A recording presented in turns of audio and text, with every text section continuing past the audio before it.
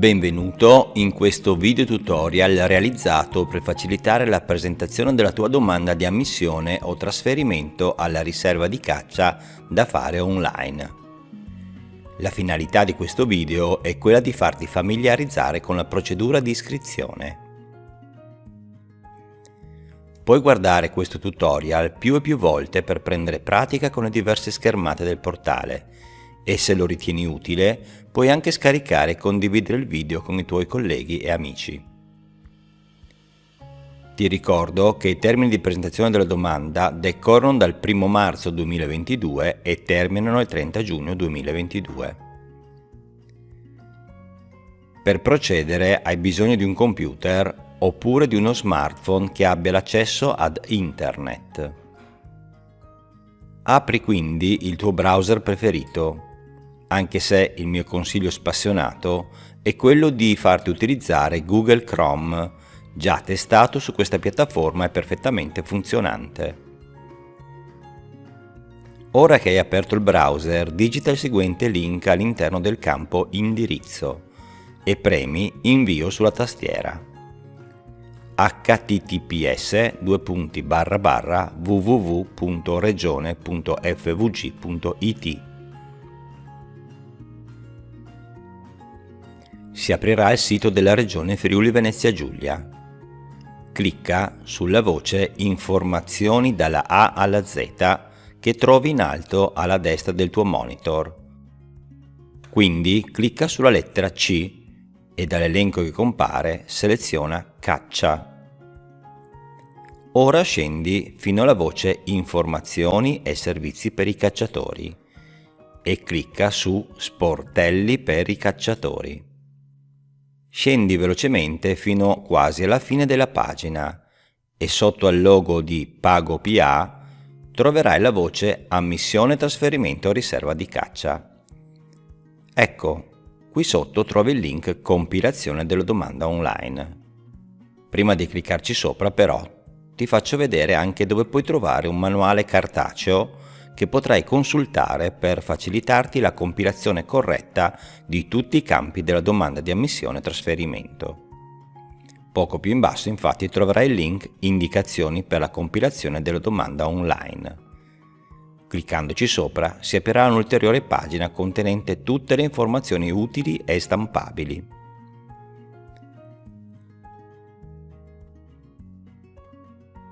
Ma torniamo al sito per la compilazione della domanda e focalizziamo la nostra attenzione sul collegamento a compilazione della domanda online. Clic con il mouse ci porterà all'interno del portale. La schermata che si è aperta è intitolata Accedi ai servizi FVG. Come puoi vedere, per accedere alla risorsa di tuo interesse dovrai autenticarti utilizzando uno tra i seguenti sistemi: SPID, CIE, CNS, CRS. Forse potresti trovare ulteriori voci come utenti esteri, accesso anonimo e operatori PA. Non tenerne conto, sono voci riservate agli operatori interni, quindi noi ci focalizzeremo unicamente su SPID, CIE, CNS/CRS. Arrivati a questo punto, chiedo la tua massima attenzione. Questa è sicuramente la fase più complessa e delicata dell'intera procedura, ma con molta calma e seguendo le istruzioni, assieme riusciremo ad autenticarci e ad entrare nel portale per compilare la domanda. Il primo metodo che ti viene proposto per l'autenticazione si chiama SPID. SPID è il sistema pubblico di identità digitale. È il metodo più diffuso, quindi probabilmente saprai già di cosa stiamo parlando. Ma se così non fosse, allora cercherò di spiegarti con termini facili e comprensibili come dovrai procedere per autenticarti con questo strumento. Per accedere con SPID devi possedere un account SPID. Ma cosa significa possedere un account SPID? Significa che ti devi rivolgere ad un fornitore certificato denominato Identity Provider, che ti identificherà e ti assegnerà un'identità digitale. Ma che cos'è un Identity Provider? Clicca sul pulsante Entra con Speed. Si aprirà una piccola finestra che ti farà vedere un elenco degli Identity Provider. Quindi, se ancora non possiedi un accesso Speed ma ne vuoi ottenere uno, la prima cosa che devi fare è recarti sul sito di uno di questi certificatori e stipulare un contratto per ottenere la tua identità digitale, ovvero il tuo accesso Speed. Se invece già possiedi un account Speed, allora cosa aspettiamo? Seleziona il tuo fornitore Speed dall'elenco che compare ed inserisci il nome utente e la password che ti sono stati forniti. Tieni presente che in alcuni casi, in base al livello di protezione scelto, potrebbe essere necessario inserire anche un codice OTP, ovvero One Time Password, un ulteriore password di verifica temporanea che aumenta la sicurezza del tuo Speed. Di solito questa password ti viene inviata tramite un messaggio sul telefono al momento del login. In altri casi invece potrebbe essere necessario inquadrare un codice QR utilizzando un'app installata sullo smartphone e messa a disposizione sempre dal tuo Identity Provider. Sì, hai ragione, sembra complicato, ma in realtà è semplice ed in un batter d'occhio ti ritroverai all'interno del portale. In alternativa, se non possiedi un account Speed, puoi utilizzare il secondo metodo di autenticazione, ovvero CIE. CIE sta per carta d'identità elettronica. Quasi tutti ormai siamo in possesso di una carta d'identità in formato elettronico. Se questo è il tuo caso, accertati di possedere anche il PIN della carta d'identità elettronica. Il PIN è un codice numerico personale composto da 8 cifre. 4 cifre ti sono state consegnate alla richiesta del documento e 4 alla consegna del documento stesso. Bene, se possiedi la carta d'identità elettronica e se hai con te il PIN di 8 cifre, possiamo proseguire con le spiegazioni. Ci sono 2 modalità di accesso. La prima ti permette di autenticarti utilizzando un computer sul quale è stato installato un lettore di smart card contactless, abilitato alla lettura della CIE. Bada bene, sto parlando di un lettore di carta d'identità con tecnologia NFC, Near Field Communication, in pratica una tecnologia di ricetrasmissione dati che permette a 2 oggetti di tipo smart di comunicare tra loro se posti in vicinanza. Questi 2 oggetti sono per l'appunto il lettore di smart card e la carta d'identità elettronica. Questo strumento leggerà i dati della carta d'identità elettronica semplicemente appoggiando la stessa sopra il lettore. Successivamente, per mezzo di un software, ti verrà chiesto di inserire il PIN per l'accesso. Come dici, non possiedi il lettore di smart card contactless? Non disperare, in questo caso puoi utilizzare il secondo metodo di autenticazione che prevede l'utilizzo di uno smartphone. Ma anche in questo secondo caso, lo smartphone dovrà essere dotato di tecnologia NFC. Ormai tutti gli smartphone di ultima generazione ne sono dotati. Installa quindi sul tuo smartphone l'app CIE ID che troverai sullo store. È un'app dell'Istituto Poligrafico e Zecca dello Stato che ti permetterà di abilitare la tecnologia NFC e ti guiderà all'accesso al portale. Vediamo il terzo metodo di autenticazione mediante CNS/CRS, ovvero Carta Nazionale dei Servizi o Carta Regionale dei Servizi. In pratica sto parlando della tessera sanitaria, una carta che sicuramente hai tra i tuoi documenti e che ti permetterà di accedere al portale. È di vitale importanza però che la carta dei servizi sia stata precedentemente attivata ed abilitata, cosa che puoi fare presentandoti ad uno sportello abilitato della regione oppure dell'azienda per l'assistenza sanitaria oppure ancora presso alcuni comuni della regione FVG. Se la tua carta è stata abilitata, allora hai ricevuto anche il PIN, che ti ricordo è un codice numerico personale che devi conservare con cura, e dovresti aver ricevuto gratuitamente anche un lettore di smart card che ti permetterà, una volta installato sul tuo computer personale, di leggere i dati della carta dei servizi e di accedere al portale. Le tre opzioni di accesso, ad un primo impatto, sembrano piuttosto complicate, ma in realtà è più difficile a dirsi che a farsi. Scommetto che sei già riuscito ad entrare nel portale e che non vedi l'ora di proseguire con il tutorial.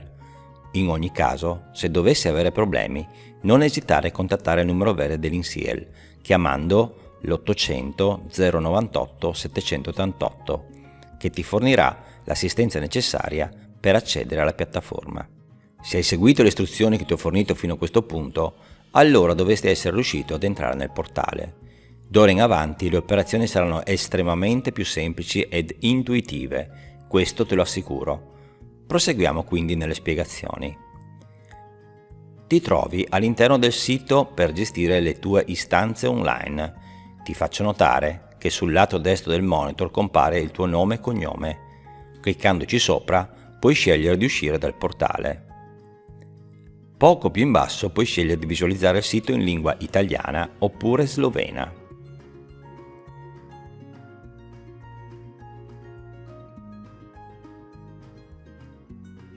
Come prima cosa, accertati che l'ambito sia impostato su autorizzativo.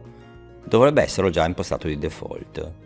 Allo stesso modo, verifica che procedimento sia impostato su presentazione, domanda di ammissione o trasferimento riserva di caccia.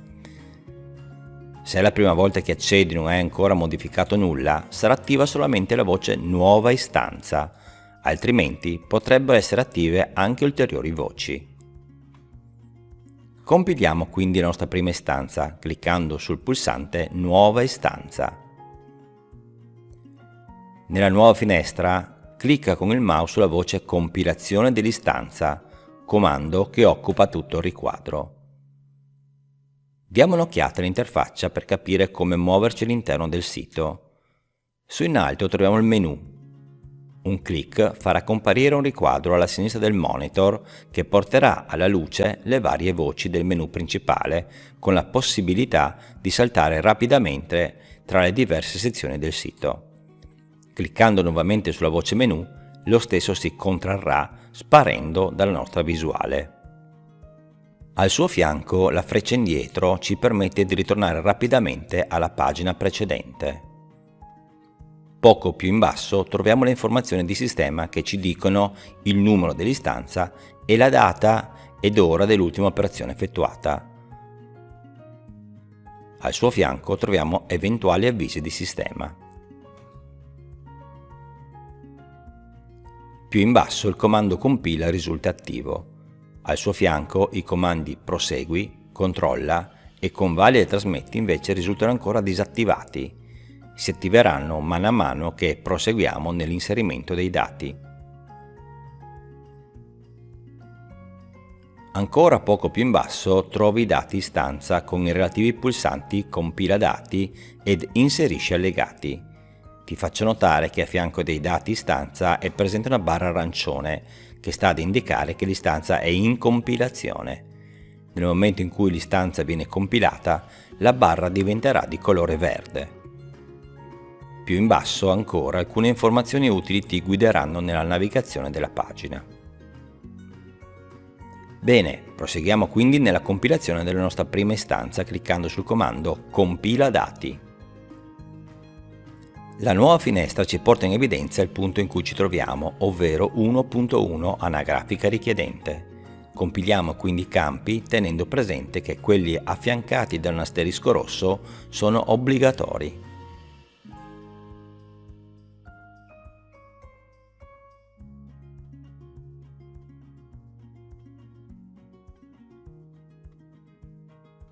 Terminata la compilazione dei campi, possiamo procedere al loro salvataggio cliccando sul pulsante Salva. Questo per evitare di perdere i dati.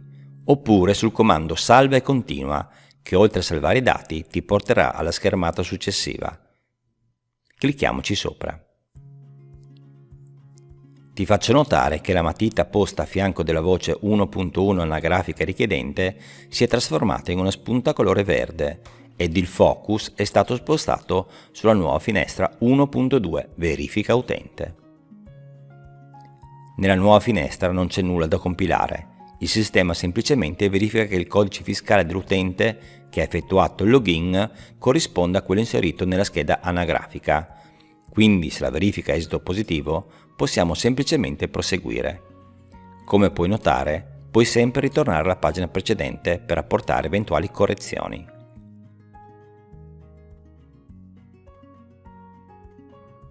Procediamo cliccando su Salva e continua. Siamo arrivati alla voce 1.3 Riserva di caccia. Qui devi fare un po' di attenzione. Stai chiedendo di essere ammesso o trasferito a riserva di caccia. Quindi seleziona la voce Ammesso se al momento della presentazione della domanda non sei ancora stato ammesso alla riserva di caccia, oppure Trasferito se al momento della presentazione della domanda risulti ammesso da almeno 5 anni nell'attuale riserva di caccia di ammissione. In base alla tua scelta, la finestra si modificherà dinamicamente. In entrambi i casi, però, dovrai obbligatoriamente selezionare la riserva di caccia scegliendola dall'elenco che compare. Nel caso tu abbia scelto Ammesso, potrai anche effettuare ulteriori comunicazioni facoltative. In questo caso ti consiglio di consultare il file Indicazioni per la compilazione della domanda online, che abbiamo visto assieme all'inizio del tutorial, dove troverai ulteriori indicazioni sulle diverse normative che per questioni di tempo non vengono citate in questo video. Bene, possiamo proseguire cliccando sul comando Salva e continua. Siamo arrivati alla voce 1.4 Dichiarazioni. L'applicativo presenta dei dati che l'utente deve obbligatoriamente inserire in quanto sono requisiti per l'accoglimento della domanda e necessari ai fini della corretta collocazione in graduatoria. Ricordati di compilare i dati obbligatori, quelli con l'asterisco rosso, che sono la data di residenza anagrafica, il possesso di valida licenza di porto di fucile per uso caccia alla data di presentazione della domanda ed il campo di non essere socio di alcuna riserva di caccia in quanto, selezionando una delle voci proposte in elenco. Per finire è obbligatorio anche il campo Conferma, necessario alla conferma del trattamento dei dati personali che puoi visualizzare cliccando sulla voce Qui. Se per caso non compili uno dei campi obbligatori, il sistema si blocca e ti porta in evidenza la mancata compilazione. Bene, proseguiamo cliccando sul pulsante Salva e continua. L'ultima schermata 1.5 Conferma dati ti permette di salvare tutti i dati inseriti. Cliccando quindi su Conferma i dati, il sistema ti mostrerà un messaggio di colore verde che ti chiederà di proseguire cliccando su Procedi. Se ritieni di aver commesso qualche errore, puoi sempre cliccare sul pulsante Modifica che trovi poco più in basso. La procedura ricomincerà da capo permettendoti di correggere eventuali sbagli. Se invece sei sicuro di aver compilato tutto in modo corretto, allora puoi proseguire cliccando sul pulsante posto in alto Procedi. Come vedi, siamo ritornati alla pagina iniziale. Ti faccio notare che il pulsante Compila dati, che presentava una freccia arancione che puntava verso il basso, ora si è trasformato in Visualizza dati e presenta una spunta di colore verde. Cliccandoci sopra puoi visualizzare i dati inseriti, passando in rassegna tutte le pagine che hai compilato. Anche in questo caso puoi modificare i dati inseriti. Al fianco del pulsante Visualizza dati trovi il pulsante Inserisci allegati, necessario se devi allegare qualche file in formato PDF. Cliccandoci sopra si aprirà la schermata 1.1 Inserisci allegati. Ti ricordo in ogni caso che non è obbligatorio inserire allegati. Per caricare un allegato clicca sul pulsante Carica di colore blu. Si aprirà una finestra pop-up, al suo interno clicca sul pulsante Inserisci allegato e quindi sul pulsante Scegli file. Si aprirà una finestra di Esplora file per permetterti di navigare all'interno del tuo computer per selezionare il file che vuoi caricare. Trova quindi il file di tuo interesse e dopo averlo selezionato clicca su Apri. Il file verrà inserito all'interno della finestra. Ora clicca su Aggiungi. Il file verrà caricato ed allegato alla domanda. Puoi sempre visualizzare il file cliccando sull'icona del documento, oppure eliminare il file cliccando sul cestino. Cliccando su Chiudi, chiuderemo la finestra pop-up e ritorneremo alla finestra di caricamento nel caso avessimo necessità di aggiungere un ulteriore file. Per terminare la procedura, pigiamo sulla voce Procedi per confermare e per finire sulla voce Conferma. Ora non ti resta che confermare il tutto cliccando su Procedi. Come puoi vedere, anche eventuali allegati risultano spuntati di colore verde. Ti faccio notare inoltre che un ulteriore comando denominato Prosegui si è colorato di blu ad indicarci che possiamo proseguire con l'istanza. Un clic con il mouse ci permetterà di proseguire. Ancora una volta il sistema ci permette di visualizzare i dati cliccando sull'omonimo pulsante. La stessa cosa la possiamo fare più in basso con gli allegati. Proseguiamo con la trasmissione della domanda cliccando sul pulsante Conferma dati. Un messaggio di colore verde ci mostrerà la data e ora di conferma dei dati. Ancora una volta è comparso un nuovo comando in alto denominato Prosegui. Clicchiamolo con il mouse. Siamo arrivati alla schermata finale che ci permette di trasmettere l'istanza. Ma prima compila il campo La tua email, inserendo un indirizzo email valido dove ti sarà recapitata la ricevuta di trasmissione della domanda. Quindi clicca con il mouse sul comando Convalida e trasmetti. Un messaggio pop-up farà la sua comparsa a video, segnalandoti che la trasmissione è stata effettuata con successo. Bene, abbiamo terminato, non ci rimane altro da fare che cliccare su OK per chiudere la finestra. Ora puoi visualizzare i dati della tua istanza, il numero, la data di trasmissione, il soggetto, il documento di sintesi, gli allegati e successivamente il numero di protocollo e il documento ufficiale. Al termine delle operazioni, per uscire dal portale, clicca sul tuo nome utente, posto in alto alla destra del monitor, e quindi scegli il pulsante Esci. Nella nuova finestra che compare, clicca ancora su Esci. Abbiamo terminato questo video tutorial. Ti ringrazio per averlo seguito fino alla fine e spero ti sia stato utile. Prima di salutarci però ti voglio lasciare l'indirizzo email al quale rivolgerti nel caso riscontrassi problemi o anomalie. s.gestione.faunistica.venatoria@regione.fvg.it